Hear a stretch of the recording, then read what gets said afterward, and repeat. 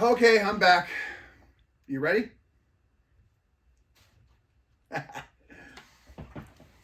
Try to make these videos. It's not that easy. So, what we're doing now is, so we tore it down. Okay, we marked it like we always do. We photographed it, marked it, and ironed it. Ironing it's an art. You got to just feather it on there. You don't want to distort it, especially this fake leather. If you get heavy on that with that iron, it'll ruin it. You just got to walk it, and just dance on top of it and just, get it to lay flat, especially these big pieces like this. You can't hit that hard with an iron. You'll lose it. You'll lose one of these arms and it'll go off like this or something. So just be gentle with this fake China leather. I'm sorry. So anyway, so we'll put our China leather down real easy. And then we'll have this American stud here. Probably Texas. Texas. Where you at, Nugent? Where's my Nuge? Where's my Nugent? Where's my Nuge? He's down there. Wango tango, wango tango, a wango, wango, wango, wango, wango. Come on, man. This is where this stuff comes from. America. America. I know that sounds very intense, and I know this is an upholstery channel, and bear with me. The hide is everything. So, you want to be an upholsterer? You got to deal with old rednecks like me. I'm a good old boy. I mean, well. So, let's get back on it. But this stuff here is garbage. Stuff you get, and it's amazing that, Harley is my love. Harley Davidson they make the best stuff. Those bikes are precious to me. But, the people they work with, it's kind of inferior to me. I'm sorry if this don't match up to this. I'm just calling it how I see it. Let's move along. Enough. I'm sorry. If you do this, you're gonna do this weird stuff too.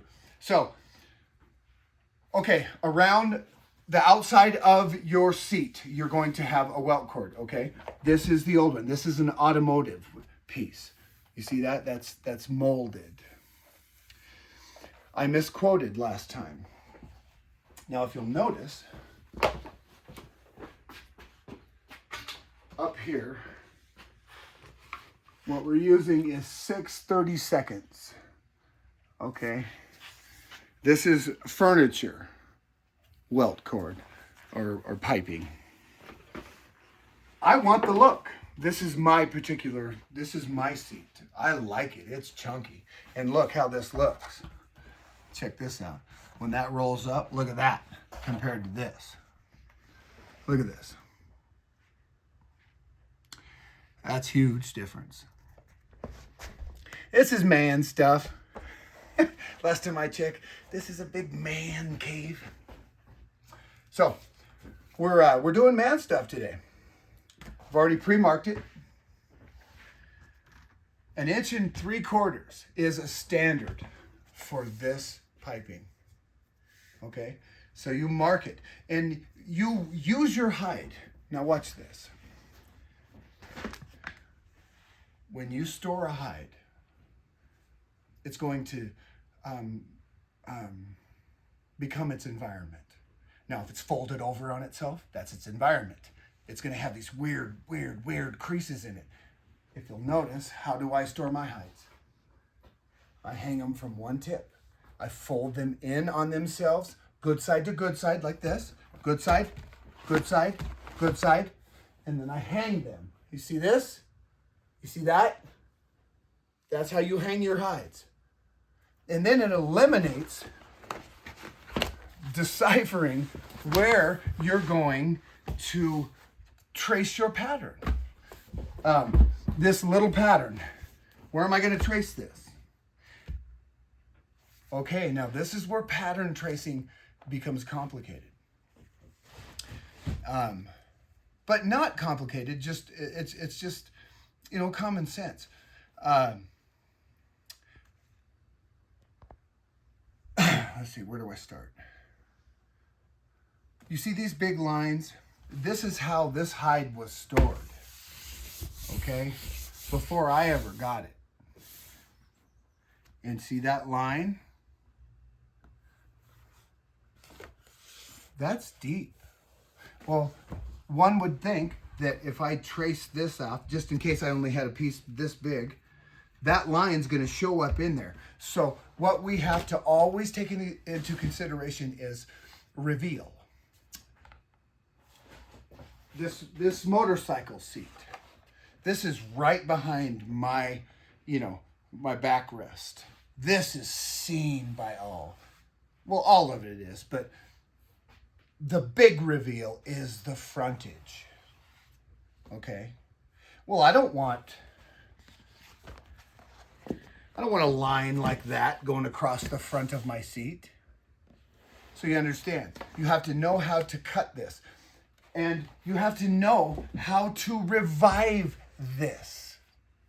Sometimes, just because there's a line there doesn't mean that this is wasted, but you have to earn it. Again, this is gold to you that have a piece of leather that you're just like, oh, there's this weird, crazy. Well, it doesn't matter. It's hide, it's flesh. This was alive once. It'll come back. You can eliminate these creases. So what I do, and I know I'm skipping around, squirreling off, this is important because this is what you're going to run across. This is what you're going to see. So how I do this is, like I said, they ought to give me money for this. But a little neat's foot oil in my hand. And if I know this is the only, that's all I got left, or I need to get rid of this big line because all of my other patterns are going to fit. You know, I only have so much leather. You just come in and you start working it. You see that?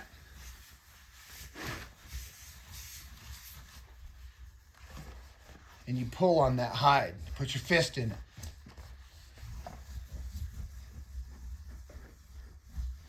Okay? Like I said, it's hide. It's skin. So you want to work away from it.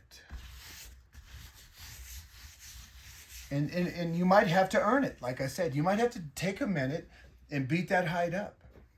And put your mitts on it. Follow me? You have to lean into it.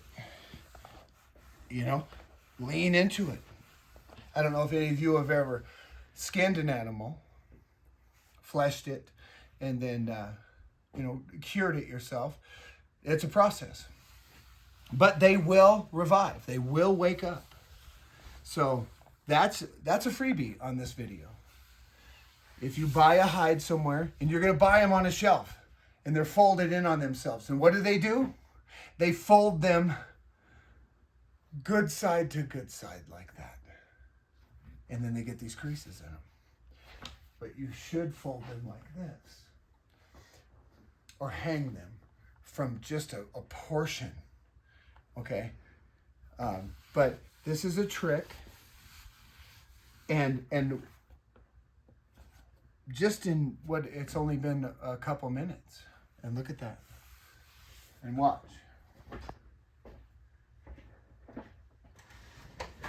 When you're working with leather, it's important. Know what it is. Know your medium. So look at that. It's still there, but it's diminished drastically, and it'll continue to get better. Just because there's lines in your leather doesn't mean a lot. Unless they're real creased, real hard, and then avoid that cut. If it's a side that you're buying, a whole hide. Anybody that sells a whole hide should know how to store it. I call it registering it. These are registered hides. They're ready to dance. And when I lay this on the table, there ain't a blemish on it. None of this horse crap. Excuse my language. But if you had that one little piece, these are this is an instructional video. So if I had to cut that out, I would cut it out from the back, of course. But if I had to pull it, now look how I pulled that. See, that vanishes. So don't lose your mind. If you got a hide that's got some creases in it, just know how to store your hide. Now let's move on. Okay, we're making a Harley seat. This is big. There's no quarter. There's no quarter when it comes to leather, whether it's Harley Davidson. Generally with gentlemen that want their seats done, there's not a lot of wiggle room. So just be mindful of that, okay? You see how that, pick your hide. If you have to massage it the night before, get in there and get on, like if you got a big table like this in an actual upholstery shop, grease it down with that neat's foot oil and get in there and lean into it and just, get in your skivvies and with your knees and work that hide. Because what are you doing? What do? We work for a living. That's what men do, is they earn their dollar. They don't take it. They don't steal it. They earn it. God be praised. So, where we're at right now, I'm squirreling off. You gotta watch me. You guys already know me. I'm a half a weirdo. But I know what the hell I'm doing. So, now, you have different kinds of scissors. Okay? My vinyl scissors that are, $260, I don't use on leather. You buy leather shears. Okay, get your kung fu on. So, what I did was know how big your piece is. Always cut to where you can use it again. How big is my field? What do I have? If you can cut on the very edges of your hide, and like, look at this. This is a prime example. Every square inch of that hide is money. People that start upholstery businesses, they're just like, well, what do I charge? Or how much do I buy? As time goes on, you'll understand. Like, I can look at a wing back, I can look at a couch, I can look at different Victorian pieces, and I can go, okay, that's 8, that's 11, that's 5.5 yards. You can know how much you're looking at. If you want to do this, these things, they're like tolerances for people that are machinists. They're like, hey, that's 11/32. They can just spit it out like I can do, and you will do too. So I know it's a long way around the barn, but again, before you put your hide face down, you want to know what side of the table you're standing on. Oh, I know I got a blemish up here. That one's got this weird crease, but I can work that out with some oil. Know where you stand and know where you can use the salvage. Okay, now salvage to me is this. This is piping. The piping has to match the body of the project. So what did I do? I looked around and looked at my hide. What do I have for this particular gauge of material? This is what I'm after. I've chosen this hide. So instead of coming over here, why didn't I come over here? Well, I can use that for this. See this? Look at that. That's money. See that? Perfect. That's going to be this piece. That is money. You have to read your hide. It's not just tracing. You have to use every piece of this animal. We're working with leather here. So these are invaluable circumstances. You have to pay attention, okay? And I dare you to find another video that will explain this to you. These are, you just gotta take your time, and if you gotta bring that hide back to life with a little bit of oil, okay, you take your time and get it, and then address it a little bit later once it dries out, and then you can really see it. Okay, different hides take different applications as far as enhancing goes. Some of them won't accept oil, and then you're burnt. But there is a way to work them. That's a different video. But for now, so what did I do? I needed piping. I used this total, and even on this one, okay, these are mirror images. Look at that. Look at that. I can get a piece out of that, and I look over here. Perfect. Okay? So every square inch of a hide, you're thinking ahead. You're thinking ahead. You're like, okay, what do I have? Oh, okay, I can get some piping off that end. I can get a square edge on that end. So, you really got to think about what you're doing. Or why are you doing what you're doing? Because when you're doing leather's like 3 times as much as, vinyl. I had to do that little swagger thing there. I know that was dorky, but I meant that. Leather is one shot, one kill. You can't go back and pull it off with a seam ripper because you're leaving stitches. Leather is one shot, one kill. So pay attention. You want to play with the big boys? This is what you do. You pay attention to this video.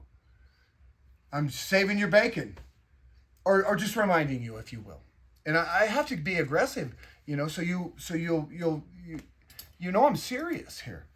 So, and if you'll get into a spot to where you don't have another $200 to go buy another half a hide.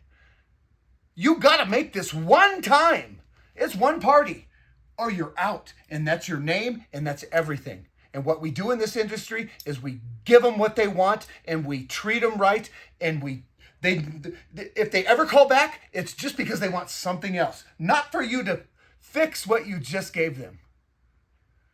So that's honor. And leather to me, always. So I get weird with leather. Leather's honor to me, because this was something. This was something that lived. And that means a lot to me. So let's move on. No more, you're just like, oh, this guy's way too heavy. So anyway, you use the perimeters, everything. So leather shears, bam! 1 3/4. Remember? Always cut on the outside of your lines. I use chalk. You can use, crayon pencils, whatever, but chalk is. And then when you get up to these little edges here, just use your scissor. A lot of times I push. Okay? But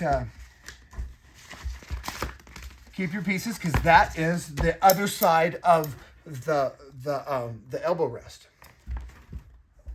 So this is our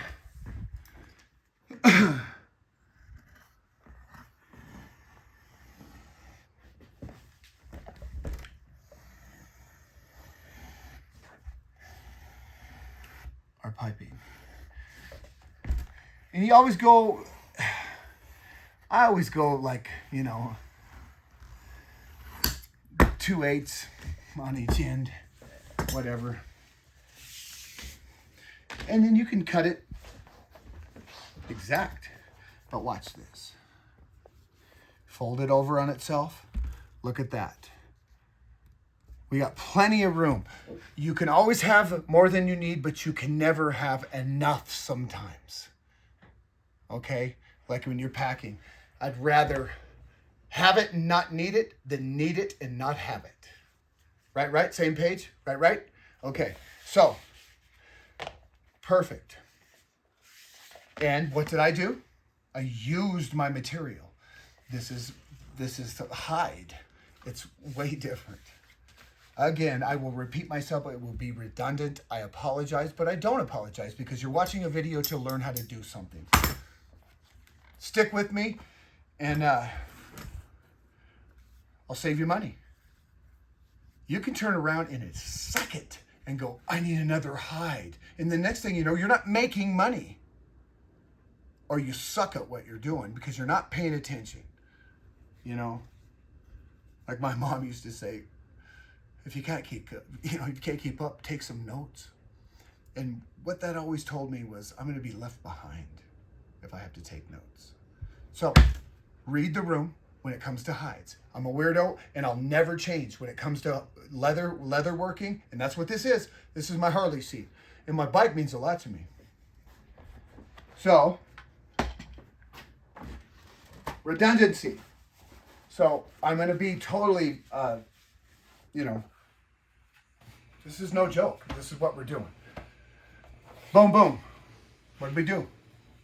We used every square inch that we can. And that salvage right there is going to be the other piece of the front of this. That piece right there is going to go right here. That piece right there is going to go right there. Every single piece. But I took that in mind because I'm looking ahead. All right, thank you for tolerating me. And I get a little aggressive when it comes to this. Because it is, it is what it is. So, always, what am I looking at? All right, we're good. Always look. Know what's next. Because we got a couple pieces to trace. So, what do we got? That's that one. Look how I was working that out. But you see, when I go to pull on that the hide has a memory, okay? It'll take a minute sometimes for those lines to dissipate, but they will. They will. But I would recommend if you have a reveal, like the front of the seat, like I said, this is, my backrest is right here. I sit here, the passengers sit here, and then their arms go here. This right here is, some pieces don't play with. Of course, we can work a piece out and get a line out of it, but if you don't have to, and you can still get the maximization out of, is that a word, maximization? The most out of your piece of leather. So you'll see it like up there. So you got your patterns. That's why I iron them out. Okay. We're going to do videos on how to do it without patterns.